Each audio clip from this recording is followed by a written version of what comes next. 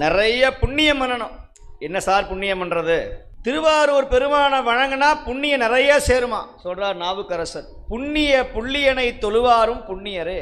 ஒரு தடவை திருவாரூர் போய் கமலாலயத்தில் அப்படி 3 முழுக்க போட்டுட்டு அப்படி மேற்கு கோபுர வாசல் வழியாக அப்படியே ஒரு பிரதட்சணம் வந்து கிழக்கு வாசலில் பெரிய கோபுரத்தை முன்னாடி நின்று ஆரூரா அப்படின்னு சொல்லிட்டு நேராக உள்ளே நுழைஞ்சா தேவாசிரிய மண்டபம்னு ஒரு மண்டபம் தெரியும்.